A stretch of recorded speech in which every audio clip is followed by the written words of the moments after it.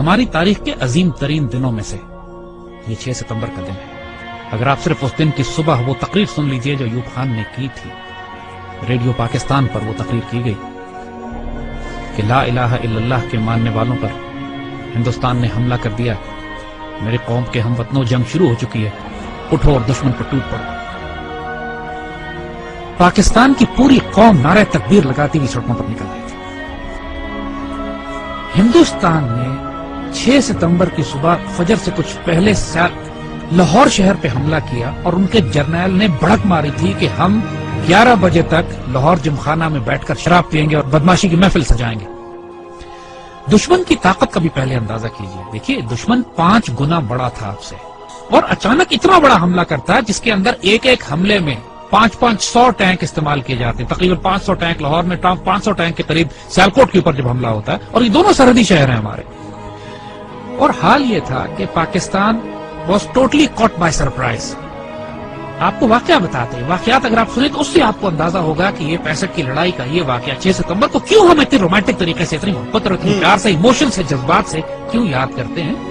Air chief نے نور خان صاحب کی دلیری اور جرت دیکھیے، یہی پہ لیڈنگ فرام دا فرنٹ جسے کہتے ہیں، انہوں نے کہا کہ یہ سارٹیز نہیں جائیں گی جب تک میں خود نہ دیکھ لوں کہ یہ کتنی خطرناک ہے ہمارے پائلٹ۔ دنیا کی تاریخ میں پاکستان فوج ایک واحد فوج ہے کہ جس میں آفیسر کیجویلٹی ریٹ سب سے زیادہ ہے، اس لیے کہ ہمارے آفیسرز آگے بڑھ کر لیڈ کرتے ہیں۔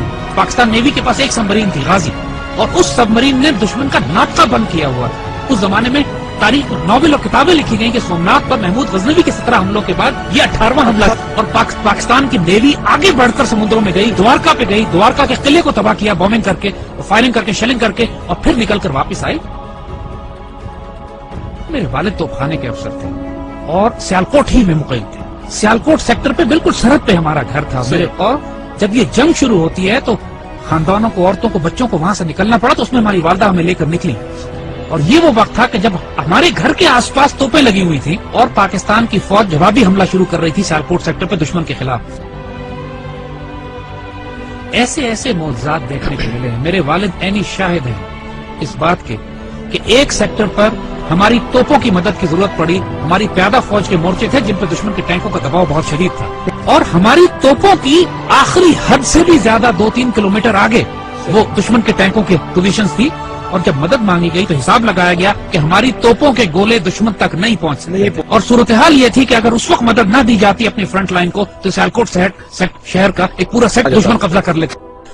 اللہ کے توکل پر یقین کریں، افسروں کی آنکھوں میں آنسو آ گئے، انہوں نے اللہ کے بھروسے پہ، اللہ کے آسرے پہ کر کے دشمن کی طرف توپوں کا منہ کر کے فائر کیا ہے، اور ناقابل یقین بات ہے کہ گولہ تقریباً 2.5-3 منٹ لیتا ہے فائر ہونے کے بعد توپ کا اپنی منزل پہ پہنچتے ہوئے۔ 3 منٹ کے بعد وائرلیس پہ ہماری جو آگے ہمارے مورچے تھے وہاں سے نعرے تکبیر کی آوازیں آنے لگی کہ دشمن کے توپیں ٹھیک ٹینکوں کے بیچ میں گر رہے تھے، جو کہ ہماری توپ کی آخری حد سے بھی کئی کلومیٹر آگے تھا۔ نہ اس سے پہلے کبھی توپ نے اتنا دور فائر کیا، نہ اس کے بعد کبھی اتنا دور فائر کیا۔ اس موقع پر جب ضرورت تھی تو اللہ کی طرف سے تائید آئی۔ ہزاروں واقعات ایسے ہیں، یہ باتیں بزرگوں نے کتابوں میں بھی لکھی ہیں، آپ ممتاز مفتی کی کتابیں اٹھا کے دیکھ لیجئے، الک نگری دیکھیے، تلاش دیکھیے، اخبار میں اس زمانے کے تمام واقعات یہ چھپے ہیں۔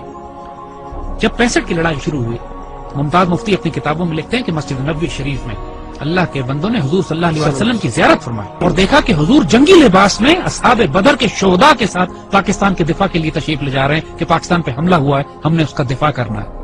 اور یہ باتیں ممتاز مفتی نے لکھی ہیں، کتابوں میں چھپی ہیں، اخباروں میں چھپی ہیں، یہ باتیں اپنی طرف سے ہم نہیں بنا رہے۔ یہ باتیں کہ دشمن کے طیاروں ان کو ذمہ داری دی گئی کہ راوی کے پل پہ بمباری کرنی، وہ پائلٹ پکڑا گیا، جب اس سے پوچھا گیا کہ پل تو تمہارے سامنے تھا، تم نے بمباری کیوں نہیں کی؟ کہتے ہمیں کہا گیا تھا وہاں ایک پل ہے، مجھے 6 پل نظر آ رہے تھے۔ یہ باتیں دشمن کے سپاہیوں نے کہی ہیں جن کو گرفتار کیا گیا کہ وہ اپنی گھوڑوں والی فوج کون تھی جو سفید لباس میں تھی اور جس کی تلواروں سے شعلے نکلتے تھے۔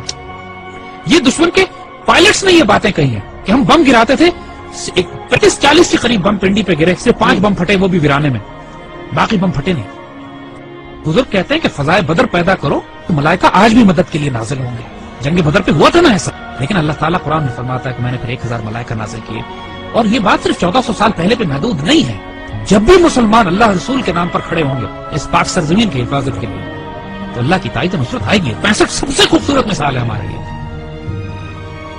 ہم ایک واقعہ سناتے ہیں کہ جو ہمارے بچوں نے کسی کتاب میں نہیں پڑھا ہوگا۔ جب لاہور پر حملہ کیا انڈین ڈویژنز نے تو انڈین جرنیل اپنے سپاہیوں کو یہ حوصلہ بڑھانے کے لیے کہہ رہے تھے کہ لاہور اب صرف 3 میل 4 میل دور رہ گیا، بس تمہاری آنکھوں کے سامنے تھوڑا سا آگے بڑھو اور لاہور تمہارے قبضے میں۔ مزاحمت شدید ہو رہی تھی اور پاکستان کے جوانوں نے اپنے آپ کو دشمن کے ٹینکوں کے سامنے ڈال دیا تھا روکنے کے لیے۔ اس کیفیت میں لاہور تقریباً 14 میل دور تھا۔ تو وائرلیس پہ جب ہمارے جوانوں نے، ایک افسر نے یہ سنا کہ دشمن کا جنرل اپنے سپاہیوں سے یہ کہہ رہا ہے کہ صرف 3 یا 4 میل دور لاہور رہ گیا، اور اس وقت لاہور 14 میل تھا۔ اس وقت اس افسر نے، ہمارا وہ زخمی افسر نے اپنے مورچے سے نکلا ہے، سڑک کے کنارے جو کتبہ لگا ہوا تھا جس پر لکھا تھا لاہور 14 میل، اس پر اس کو کھڑا ہے وہاں سے اور اس کو انڈیا کی طرف لے کر گیا ہے آگے، مزید 2 فرلونگ آگے، اور وہاں پر اس نے لگایا ہے اور اپنے خون سے اس پر نقطہ لگا کے 0.2 ایڈ کیا ہے اور لکھا ہے 14.2 بلڈی مائلز۔ 14.2 بلڈی مائلز تھا لاہور، دشمن اس کو پار نہیں کر سکا۔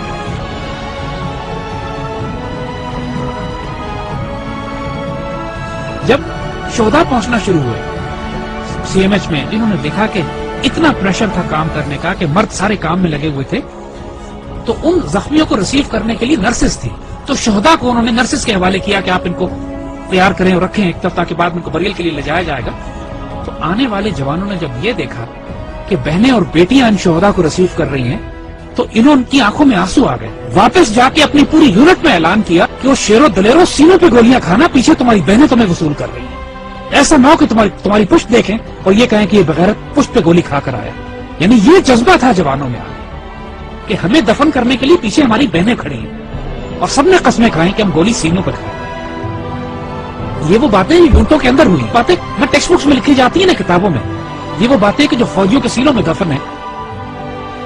ایسے بھی موقع آ گئے کہ جب دشمن کے ٹینک ہمارے توپخانے کے اتنے نزدیک پہنچ گئے کہ براہ راست توپخانے اور ٹینکوں کی لڑائی شروع ہونے والی تھی۔ کہا جاتا ہے دوسری جنگ عظیم کے بعد سب سے بڑی ٹینکوں کی لڑائی بھی سیالکوٹ میں لڑی گئی۔ باقاعدہ ایک آرٹلری افسر نے کمانڈ دی کہ H E unload and A P load, یعنی ہائی ایکسپلوسو شیل نکال دو اور اب آرمر پیئرسنگ شیل لوڈ کرو، کیونکہ اب توپ اور ٹینک کی براہ راست لڑائی شروع ہونے والی۔